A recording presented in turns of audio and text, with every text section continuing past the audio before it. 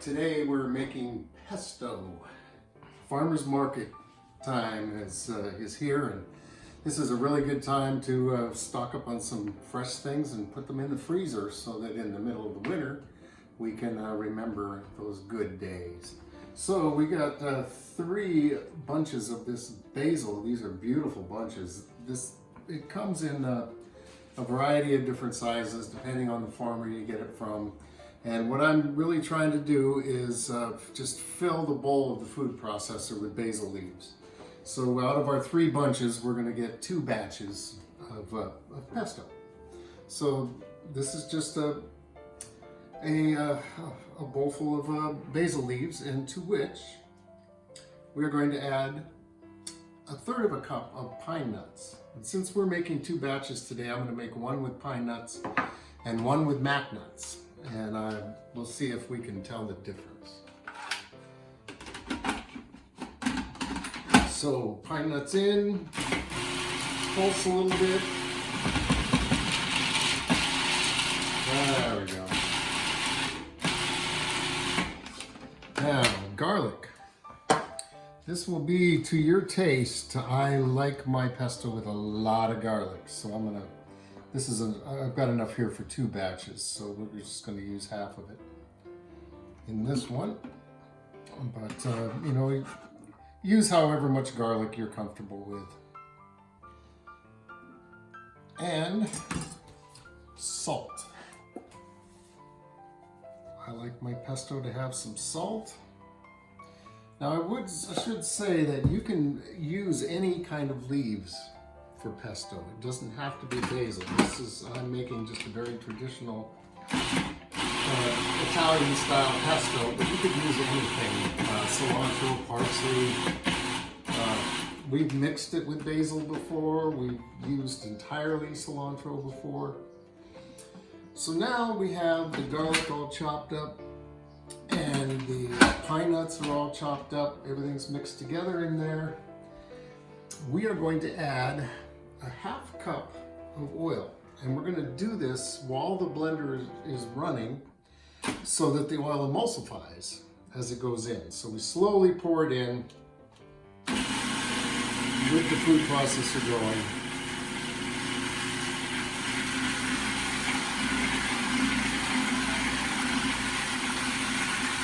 And this is the same principle as mayonnaise or aioli, where if you're agitating the oil when it goes in, it mixes and solidifies a little bit, emulsifies. It gives you that creamy, sauce-like quality. So now I'm going to scrape down the side here. Looks like we even have a whole leaf as an outlier.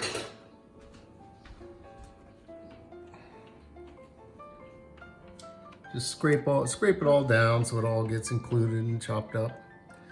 We'll see what that whole leaf does. But it's getting there.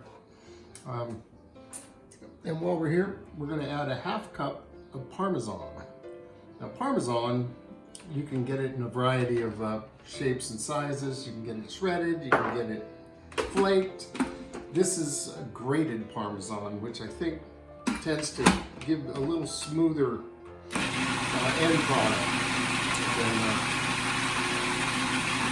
So again, you know, chunky pesto is not bad at all, but this is going to be a pretty smooth sauce.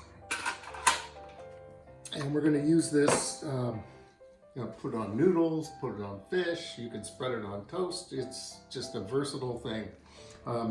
Now at this point, we have pesto done. What's missing here is any sort of acid.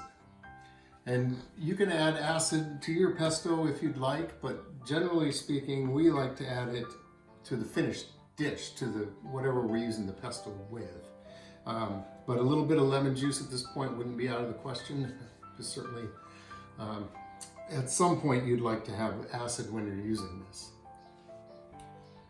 Okay, so here's our first batch of pesto. This is how much it made. We will probably put this in about a pint-sized container, or maybe a cup, 1 cup container to freeze. because that's just about the right amount for a nice meal. Let's see. Yep, that's good. Springing with basil flavor, and the garlic is in there. It's I kind of prefer mine with a little more garlic than I put in here, and because I like it to be a little spicy and have a little bite. But this is good. This is a great pesto. All right, so we're ready for our second batch, and I've got some mac nuts here. I ground them up. These were whole, dried, unsalted mac nuts from South Kona in Hawaii. When my friend Mike Craig owned Rooster Farms, we used to get the Kamaina rate on a big 5-pound bag of these things that we'd bring back every time. It would last us until the next trip over. Now we got to hunt around for them a little more, but we still find them and bring them back. So they're not roasted, they're dried. And so in they go, and these should have a little more fat content than the pine nuts. So that might be one difference that we're going to see in this product. There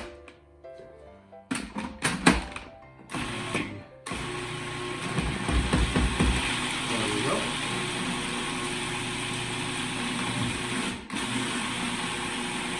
Get that all mooked up together good. And then we're going to put in our garlic.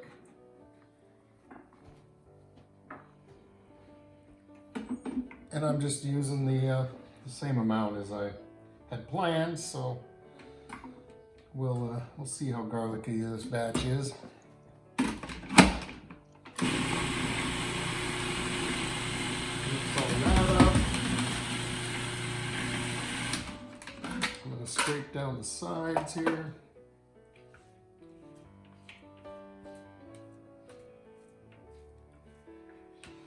And then we're ready for the oil.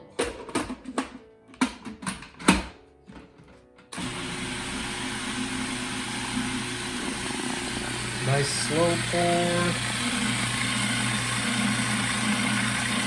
Good. Give it a chance to emulsify. There's a half cup of oil again. Looks like I need to scrape this down again.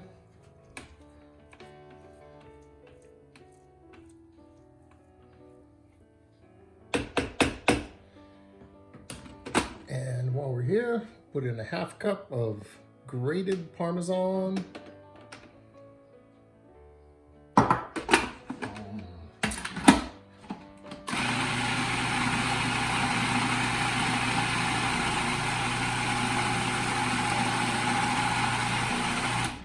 And there you have it, basil mac nut pesto.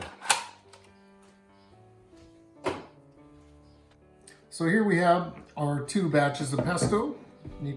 You can see that due to the inaccuracy of just stuffing the bowl full of leaves, we have different quantities, we have different colors. This is the basil pine nut, and this is the basil mac nut. And let's see if there's a discernible,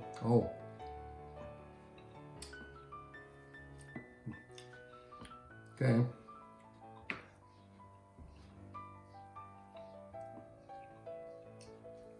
I can definitely tell that this is mac nuts. There's just a different, a richer quality to the nut, and it didn't grind up quite as fine, so there's a little bit of more of a chunk to it. Absolutely delicious, both of them. Thank you. Oh, we're gonna put this in probably 1 cup containers, because that's just right for making a pesto meal for 2 people, and it's about the right amount to coat a chicken breast. And we're going to put them in the freezer, and in the middle of the winter, we can remember the good days. Thank you for watching 2 Cooks in the Kitchen, and we'll see you next time.